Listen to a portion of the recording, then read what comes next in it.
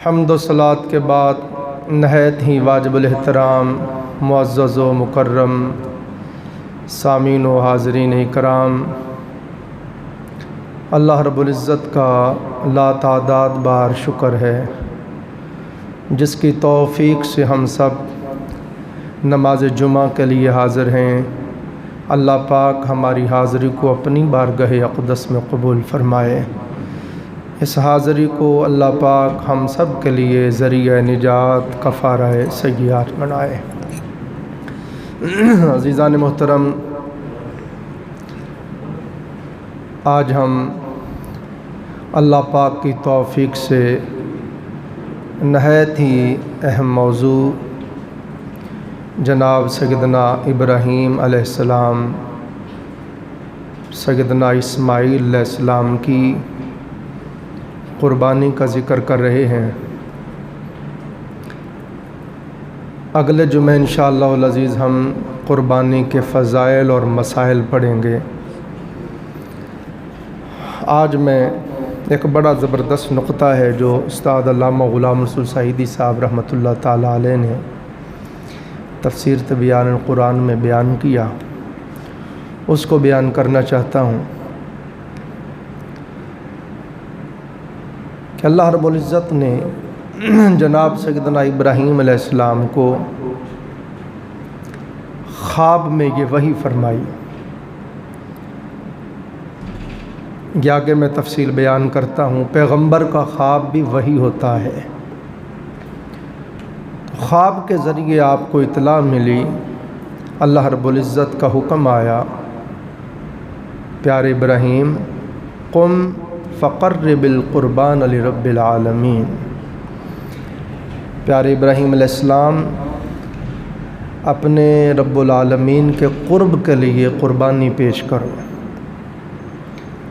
حضرت ابراہیم علیہ السلام صبح اٹھے، آپ 100 دمبا پہاڑی پر لے گئے اور جا کے اللہ کے نام پہ ذبح کر دیا۔ آسمان سے آگ آئی، 100 کے 100 دمبے کو جلا دیا، کھا گئی، یعنی یہ قربانی بھی قبول ہو گئی۔ پھر اگلی رات سوئے تو پھر اللہ رب العزت کی بارگاہ سے یہی صدا آئی، قم فقرب القربان لرب العالمین۔ ابراہیم میرے قرب کے لیے قربانی پیش کرو۔ صبح آپ اٹھے، پھر 100 اونٹ لے کر گئے پہاڑ کی چوٹی پر، اور وہاں جا کر 100 اونٹ اللہ کی راہ میں ذبح کر دیے۔ آسمان سے آگ آئی، 100 کے 100 اونٹ کو اس نے جلا دیا۔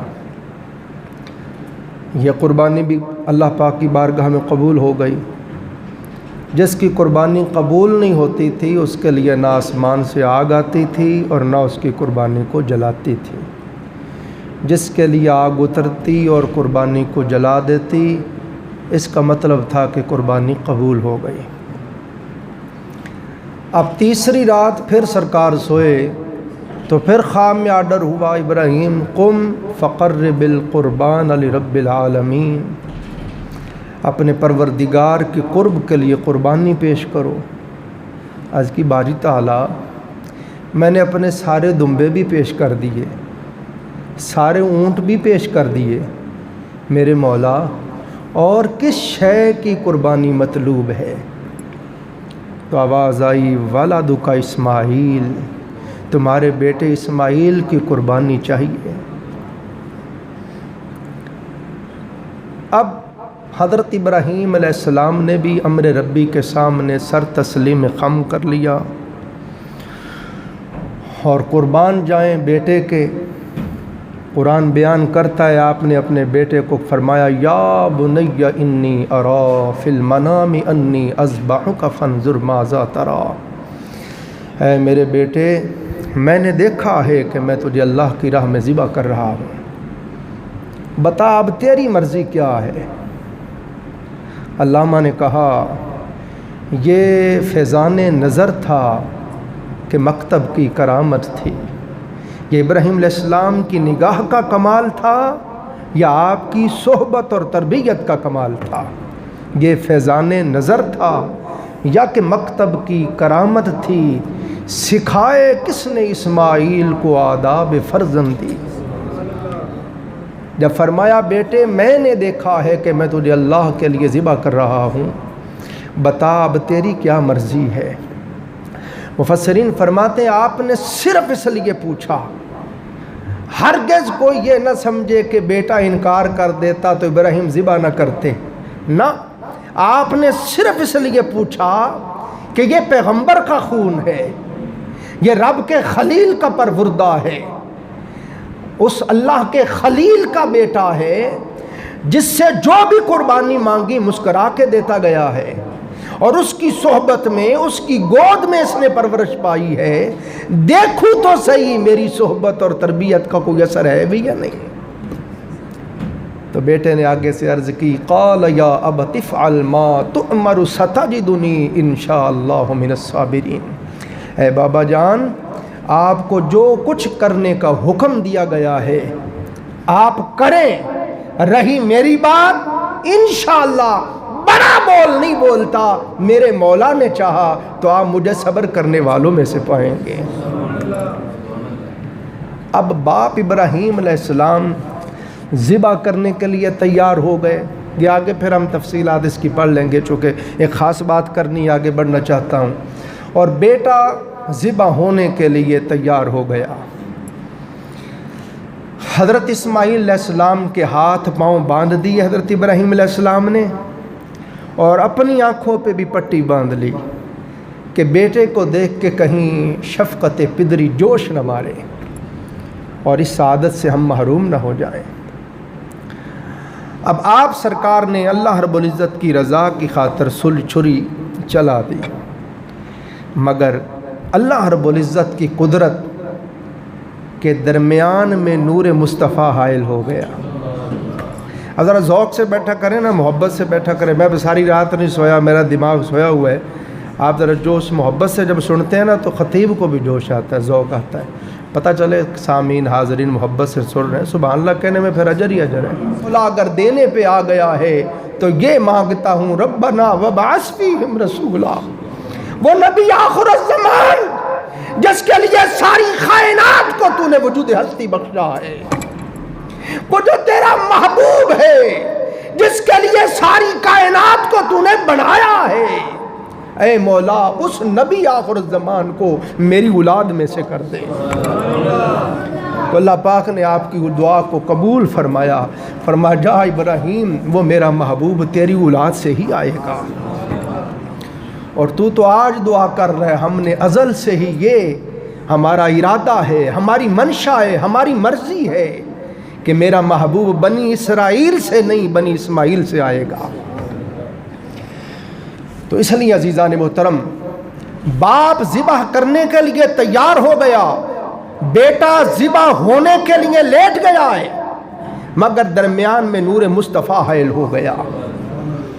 आका अलैहिस्सलाम के नूर मुस्तफ़ा ने न सिर्फ हज़रत इस्माईल अलैहिस्सलाम को ज़िबा होने से बचाया, तवज्जो करें, कुल मुहद्दिसीन, कुल शारिहीन हदीस, कुल मुफस्सिरीन बयान करते हैं, आप साहिब मदारिज नबुव्वत को पढ़े, आप साहिब मारिज नबुव्वत को पढ़े, आप साहिब खसाइसुल कुबरा को पढ़े, आप साहिब किताब शिफा को पढ़े, जिस मुहद्दिस, जिस शायर, जिस आका अलैहिस्सलाम के सीरत निगार को जी चाहता है पढ़े, सब लिखते हैं ये नूर मुस्तफ़ा की कार फरमाइयाँ है कि आदम अलैहिस्सलाम को वजूद मिला है तो वजूद मुस्तफ़ा के सदक़े से। आदम अलैहिस्सलाम को फरिश्तों ने सजदा किया है तो ये सदका है नूर मुस्तफ़ा का सल्लल्लाहु अलैहि वसल्लम। और आदम अलैहिस्सलाम 350 साल तक रोते रहे, आहोजारी करते रहे, आहो बुका करते रहे, गिड़गिड़ाते रहे, आंसू बहाते रहे, मगर तौबा कबूल नहीं हुई। 350 साल के बाद अल्लाह ने खुद ही दिल में इल्का किया, आदम तू मेरे महबूब का वास्ता क्यों नहीं देता। तो आज की बारी ताला तुझे तेरे, ये हज़रत उमर फ़ारूक रज़ी अल्लाह ताला अन्हु इस हदीस के रावी हैं, फरमाते हैं अल्लाह पाक ने फरमाया आदम آدم علیہ السلام نے عرض کی باری تعالیٰ تجھے تیرے محبوب محمد کا واسطہ میری توبہ قبول فرما صلی اللہ علیہ وسلم۔ اللہ پاک نے فرمایا آدم تو محمد کو کیسے جانتا ہے صلی اللہ علیہ وسلم۔ عرض کی مولا جب تو نے میرے وجود کو بنایا، پھر میرے جسم کے اندر روح ڈالی، میں نے آنکھیں کھول کے دیکھا، میری نظر تیرے عرش پہ پڑی، تو پہلی نگاہ میں نے تیرے عرش کی پیشانی پہ لکھا ہوا دیکھا لا الہ الا اللہ محمد الرسول اللہ۔ تو میرے دل نے کہا آدم یہ کوئی رب کا محبوب ہے جس کو اس نے اپنے ناموں کے کلاوے میں لکھا ہوا ہے، رکھا ہوا ہے۔ تو نور مصطفیٰ صلی اللہ علیہ وسلم کی یہ کار فرمائیاں ہیں۔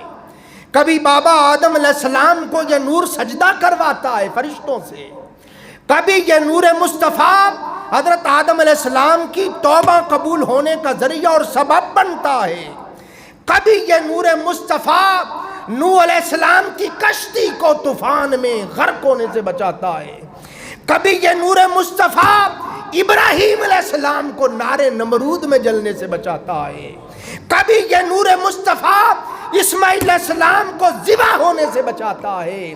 یہ نور مصطفیٰ کی کار فرمائیاں ہیں، جس پشت میں یہ آتا ہے اس کو بچاتا جاتا ہے۔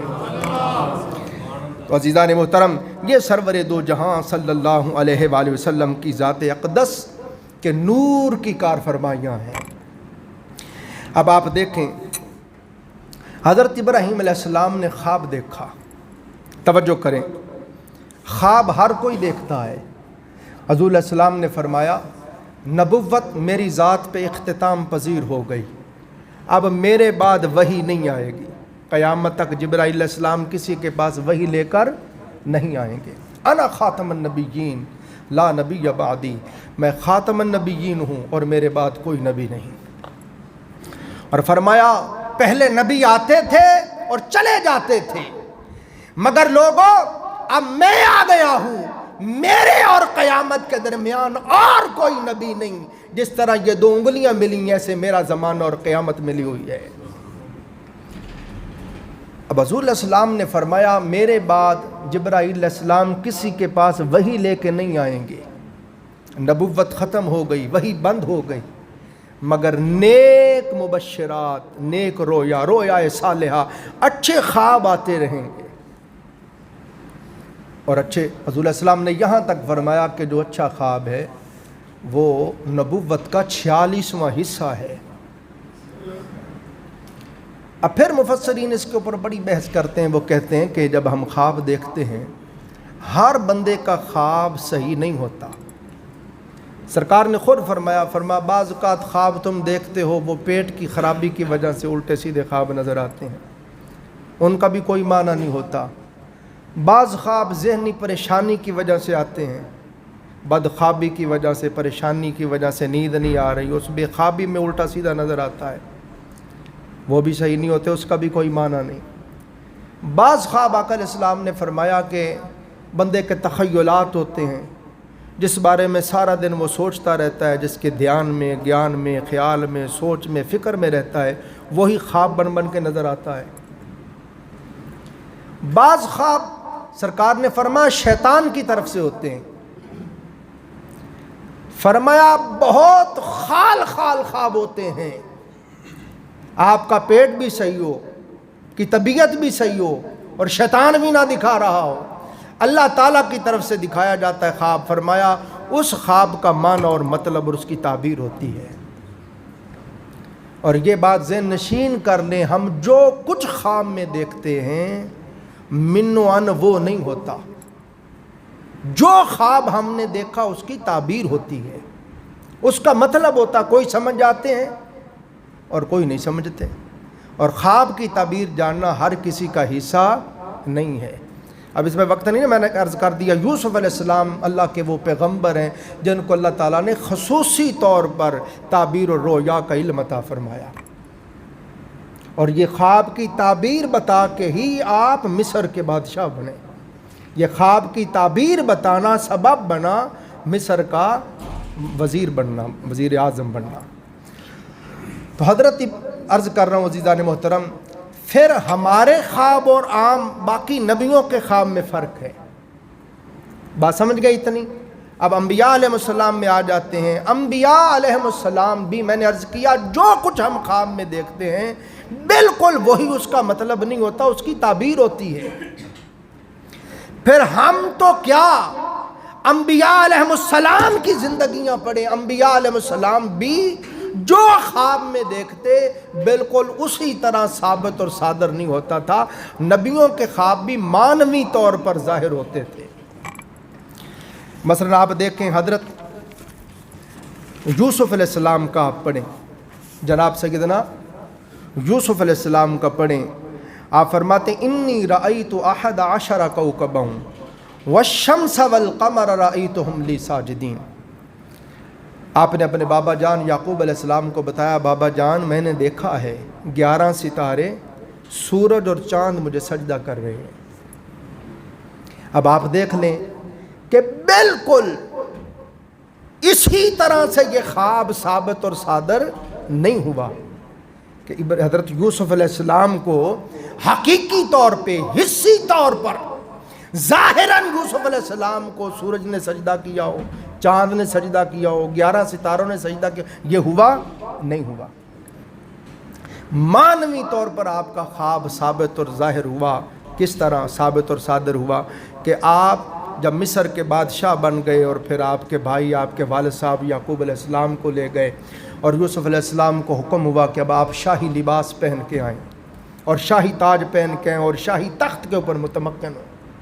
جب آپ شاہی لباس زیب تن کر کے اس شاہی تخت کے اوپر آ کے متمکن ہوئے، تشریف فرما ہوئے، تو بھائیوں نے آپ کی شان کو دیکھا اور دیکھا کہ ہم نے کیا کیا تھا اس کے ساتھ اور ہم نے کیا ارادہ کیا، کیا سوچا تھا، اور رب کی قدرت نے اس کو کہاں پہنچا دیا. آپ کی شان و شوکت کو دیکھا، آپ کی جاہ و حشمت کو دیکھا، آپ کے جاہ و جلال کو دیکھا تو آپ کے سامنے سجدے میں گر گئے. حضرت یعقوب علیہ السلام بھی کی والدہ بھی اور 11 بھائی بھی. تو آیا آواز آئی پیارے یوسف وہ جو تو نے خواب دیکھا تھا کہ 11 ستارے سجدہ کر رہے ہیں، سورج سجدہ کر رہا ہے، چاند سجدہ، اس سے مراد یہ تھا. تو یہ بات آپ سمجھ گئے کہ حقیقی طور پہ اسی طرح یوسف علیہ السلام کا خواب ثابت اور صادر نہیں ہوا، مانوی طور پہ ثابت ہوا.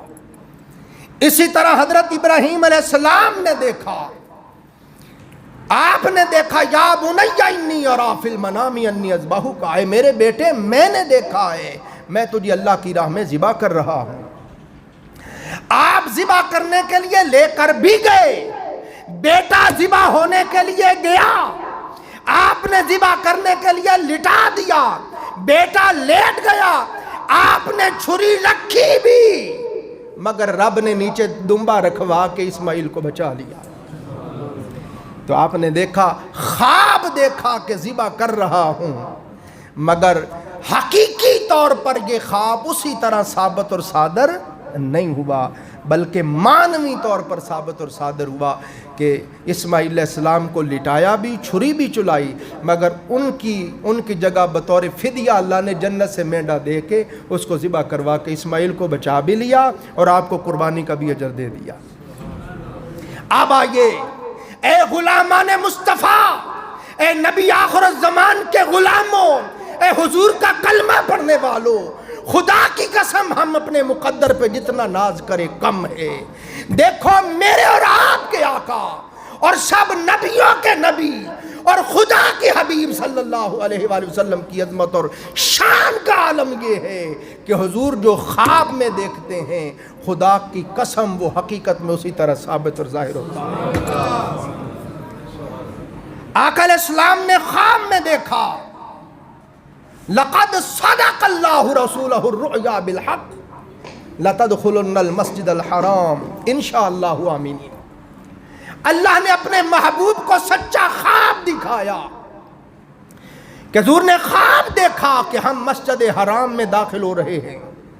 اللہ نے چاہا امن کے ساتھ سرکار نے یہ خواب دیکھا کہ ہم مسجد حرام میں داخل ہو رہے ہیں. خدا کی قسم سن 7 ہجری میں وہ وقت آیا، حالانکہ 6 ہجری میں حضور گئے، صحابہ گئے، اور کفار مکہ نے عمرہ نہیں کرنے دیا، اور حدیبیہ کے مقام پہ صلح کر کے حضور واپس آ گئے۔ اس سے پہلے ہی خواب دیکھا تھا۔ حضرت عمر فاروق کے دل میں خیال آیا، آقا نے تو یہ فرمایا تھا۔ ابو بکر صدیق کو کہا، فرمایا صبر کرو، وہ اللہ کے نبی ہیں، جو کہتے ہیں وہی کہتے ہیں جو رب دکھاتا ہے۔ جو حضور نے فرمایا ہے، جو آقا نے دیکھا ہے، خدا کی قسم ایسے ہی ہوگا۔ پھر سن 7 ہجری میں آقا علیہ السلام صحابہ کے ساتھ تشریف لائے، حضور نے عمرہ کیا، مسجد حرام میں داخل ہوئے، امن کے ساتھ، نہ کوئی لڑائی نہ کوئی جھگڑا۔ تو آپ دیکھیں گے حضور علیہ السلام کی شان اقدس ہے کہ جو سرکار نے خواب کے اندر دیکھا وہی ظاہراً اور حقیقتاً دیکھا۔ میرے آقا نے خواب میں رب کائنات کا دیدار کیا، صحابہ کو بتایا، رأیت ربی فی احسن صورت، اے میرے صحابہ، میں نے خواب میں اپنے رب کو حسین صورت میں دیکھا ہے۔ یہ خواب تھا، مگر خدا کی قسم شب معراج اللہ نے حضور کو وہ علو عطا کیا، وہ قربت عطا کی کہ سب حجاب اٹھا دیے، اپنے محبوب کے سامنے اپنے حسن کو بے نقاب کر دیا۔ میں محبوب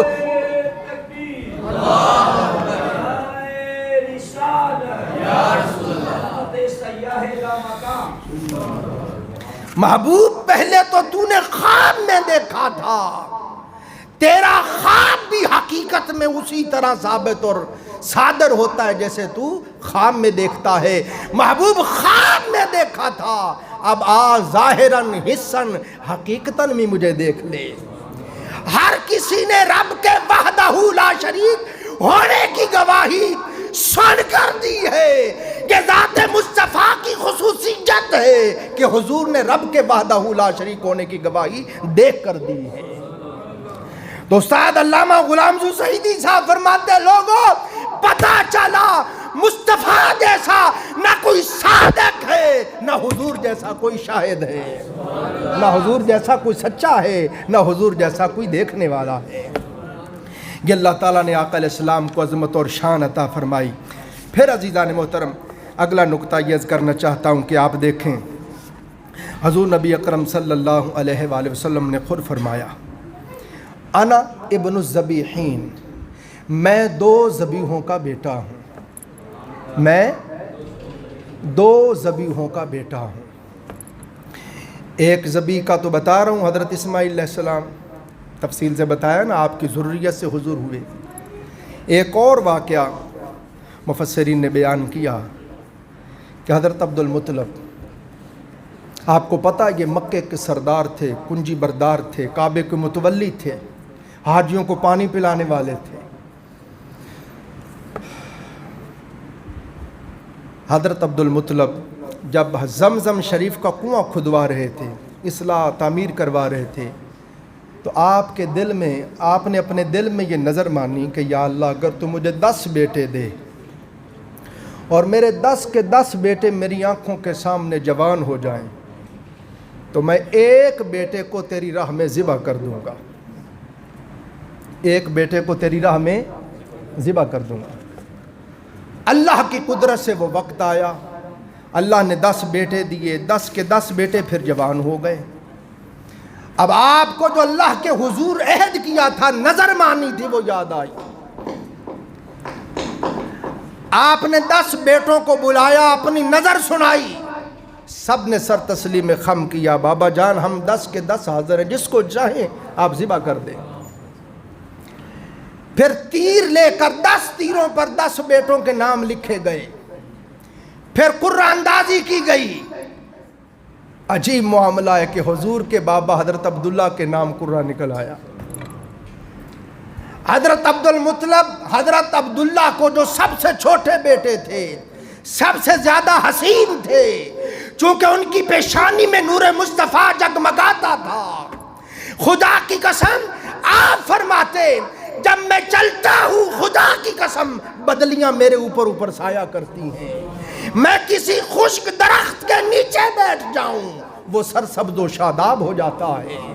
میں شجر و حجر کے پاس سے گزرتا ہوں، وہ مجھے سلام کہتے ہیں، عبداللہ تجھے سلام ہو، تیری پیشانی میں نور مصطفیٰ جگمگا رہا ہے۔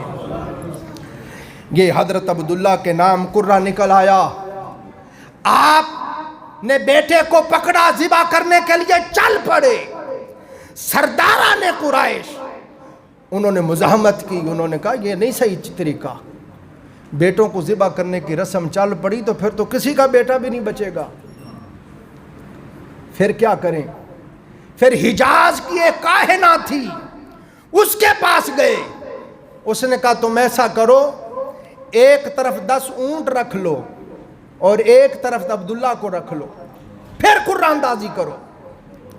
اگر قرہ اونٹوں کی طرف نکل آئے تو بس 10 اونٹ دے دو اور عبداللہ بچ گئے۔ اگر پھر بھی قرہ عبداللہ کے نام نکلے تو پھر 10 اونٹ اور بڑھا دو۔ اسی طرح 10 بڑھاتے گئے، جب 100 اونٹ ہو گئے پھر قرہ اونٹوں کی طرف آیا۔ تو عرب میں اس دن سے یہ رواج پڑ گیا کہ انسان کی دیت 100 اونٹ ہے، دیت خون بہا 100 اونٹ ہے۔ اس طرح حضرت عبداللہ ذبح ہونے سے بچ گئے، 100 اونٹ دے دیا عبد المطلب نے اور بیٹا عبداللہ بچا لیا۔ تو فرماتے حقیقت میں یہ جو حضرت عبداللہ یہ بہانہ بنا، یہ جو درمیان میں سرداران قریش حائل ہو گئے اور اونٹوں کے ذریعے اللہ نے بچا لیا، اصل میں لوگوں نور مصطفیٰ کی یہ کار فرمائی تھی۔ جیسے اسماعیل علیہ السلام کو ذبح ہونے سے بچایا، ایسے بابا عبداللہ کو ذبح ہونے سے بچایا۔ کیوں؟ کہ ان کی پشت میں نور مصطفیٰ جگمگا رہا تھا۔ رب کی مشیت یہی تھی کہ نبی آخر زمان کا ظہور حضرت عبداللہ کی پشت سے ہو، اور ابھی حضور علیہ السلام کا ظہور نہیں ہوا، نور مصطفیٰ آگے منتقل نہیں ہوا تھا، اس لیے حضرت عبداللہ کو بچا لیا گیا۔ استاد علامہ غلام مسعود سعیدی صاحب نے کمال بات کہی، انہوں نے فرمایا لوگوں ہوتا یہ ہے ہر بندے پر اس کے ماں باپ کے وجود کا احسان ہے۔ حاصل کلام بات کہہ رہا ہوں، ہم تن گوش ہو جائیں۔ فرماتے ہر بندے پر اس کے ماں باپ کے وجود کا احسان ہوتا ہے کہ ماں باپ ہیں، ماں باپ کا وجود تھا تو ان کے وجود سے اس کا وجود بنا، مگر حضور وہ منفرد و ممیز بیٹے ہیں کہ حضور کی وجہ سے حضور کے تمام آبا ہیں۔ نہ صرف حضور علیہ السلام کے تمام آبا و اجداد صدقہ ہے ذات مصطفیٰ کا، خدا کی قسم میں بھی اور ہم سب کے آبا و اجداد بھی اور ہماری اولادیں بھی، یہ کیا کل عوالم خدا کی قسم صدقہ ہے ذات مصطفیٰ کا۔ لولا کلمہ خلقت الافلاک، محبوب ہم نے آپ کو نہ بنانا ہوتا زمین و آسمان کو ہی نہ بناتے۔ زمین و آسمان کیا، لولا کلمہ خلقت الربوبیہ، میرے مصطفیٰ آپ کو نہ بنانا ہوتا ہم اپنے رب ہونے کو ہی ظاہر نہ کرتے۔ اب حضور علیہ السلام ہر کسی پر احسان ہے اس کے آبا و اجداد کا، اس کے ماں باپ کے وجود کا احسان ہے کہ ماں باپ تھے تو ان کے وجود سے وہ ہوا، مگر حضور وہ منفرد و ممیز بیٹے ہیں کہ حضور پر حضور کے آبا کا احسان نہیں ہے بلکہ مصطفیٰ کا ماں باپ پہ احسان ہے کہ حضور نے اپنے تمام آبا کو بچایا۔ کہیں نور مصطفیٰ نے آدم علیہ السلام کو سجدہ کروایا فرشتوں سے، کہیں آدم علیہ السلام کی توبہ قبول ہونے کا سبب بنا یہ نور مصطفیٰ، کبھی حضور کی ذات وسیلہ اور سبب بنی، حضرت نوح علیہ السلام کی کشتی طوفان میں غرق نہ ہو، اس میں جو غرق نہ ہونے کا سبب اور صدقہ وسیلہ بنی وہ حضور کی ذات تھی۔ کبھی اس نور مصطفیٰ نے ابراہیم علیہ السلام کو آگ میں جلنے سے بچایا، کبھی اسماعیل کو ذبح ہونے سے بچایا، کبھی حضرت عبداللہ کو ذبح ہونے سے بچایا۔ تو حضور علیہ السلام کا اپنے تمام آبا پہ احسان ہے۔ اب بس حاصل کلام بات ہے، ختم کر رہا ہوں۔ اب دیکھیں قرآن پاک نے بیان فرمایا انتبی ملت ابراہیم حنیفہ، آپ ملت ابراہیمی کی پیروی کریں. ہم ملت ابراہیمی پر ہیں، ہم اپنی مونچھیں پست رکھتے ہیں، یہ حضرت ابراہیم علیہ السلام کی پیروی ہے. داڑیاں رکھتے ہیں، یہ ابراہیم علیہ السلام کی پیروی ہے. ہم اپنے زیر بغل بال صاف کرتے ہیں، یہ حضرت ابراہیم علیہ السلام کی پیروی ہے. زیر ناف بال صاف کرتے ہیں، ختنے کرواتے ہیں، یہ سب پیروی ہے ملت ابراہیمی کی. ہم تمام مناسک حج ادا کرتے ہیں، یہ پیروی ہے حضرت ابراہیم علیہ السلام کی. لوگوں، حضور علیہ السلام سے پوچھا گیا آقا یہ قربانیاں کیا ہے؟ فرمایا سنت ابیکم ابراہیم، یہ تمہارے باپ ابراہیم علیہ السلام کی سنت ہے. لوگوں سنو، ابراہیم علیہ السلام بیٹے کو ذبح کرنے کے لیے تیار ہو گئے، بیٹا ذبح ہونے کے لیے لیٹ گیا، اللہ نے اپنی قدرت سے بچا لیا. یاد رکھ لو اگر اسماعیل ذبح ہو جاتے تو پھر ملت ابراہیمی کی پیروی یہی ہوتی کہ ہر انسان اپنے بیٹے کو ذبح کرے. اور پھر اللہ کی رضا چاہنے والے بندگان خدا مولا کی رضا کے لیے جس طرح ہر کام ملت ابراہیمی پہ کرتے ہیں، بیٹے بھی ذبح کرتے ہیں. تو اے لوگوں، آج تم جو ذبح ہونے سے بچ گئے ہو، یہ صدقہ ہے نور مصطفیٰ کا. ہائے ہائے ہائے. تو پتہ چلا حضور کی ذات کا احسان نہ صرف اپنے آبا پر ہے، نہ صرف آپ کے آبا حضور کی ذات کی وجہ سے ذبح ہونے سے بچے، بلکہ خدا کی قسم ساری انسانیت نور مصطفیٰ کی وجہ سے ذبح ہونے سے بچ گئی ہے. اس لیے حضور کا یہ لقب ہے محسن انسانیت. آپ تمام انسانیت کے محسن ہیں. وقت ختم ہو گیا، انشاءاللہ اس سے آگے اگلے جمعے پھر پڑھیں گے. اللہ تعالی ہم سب کو سمجھنے عمل کرنے کی توفیق عطا فرمائے.